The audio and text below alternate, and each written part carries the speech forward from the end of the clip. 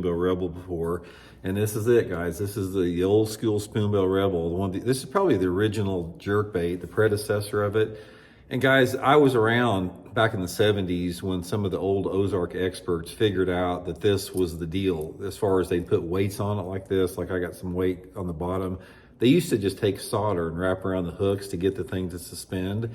And it was sort of the father of the suspending jerkbait, the Rebel Spoonbill Minnow. And guys, it accounted for so many giant bass here in the Ozarks. I probably caught more 7 to 9 pound bass back between like 1979 and 1984 on the Spoonbill Rebel than I have any other lure, including the biggest fish I ever had hooked in my life came on the Spoonbill Rebel. I lost it. It was freaking monster bass. But guys, I've just seen so many giants caught in this thing. I can't tell you how the big fish react to this thing. So I want to give you guys some tips and advice on how to fish it and what to look for.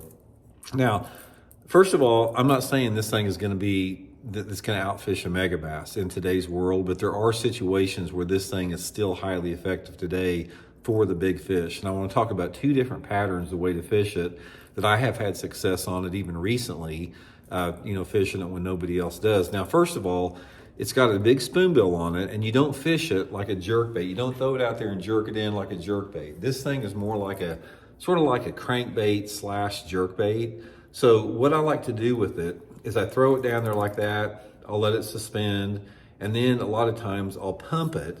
And it's like, so I'll throw it down there, reeling it out, and I'll pump it up like that, pump it like that. And then after you pump it a couple times, if you snap it, just snap it real sharp, this thing will back up. So in other words, it comes down like this, and when I pump it, it just sort of vibrates along the water, stops, vibrates. And when I snap the rod tip like that, the jerk bait it'll dart forward, it'll go boom, boom, and it'll actually back up 6 inches or so. Guys, that is what triggers the big fish on that. So when you throw it out there, snap that rod tip like that, or maybe snap it twice and just get it to go just like that. It's really cool to see it in the water when it does it. Now, a couple different things about the Rebel is they're not easy to find. So I would either Google Rebel Bait Company or just look on eBay. They're really difficult to find. You can't get them on most tackle stores anymore. But the thing about it is the quality on these things are not the best. They got a screw-in eye thing.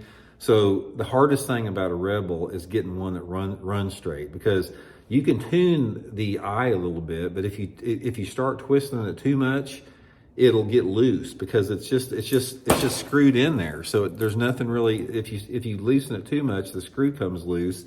So a lot of times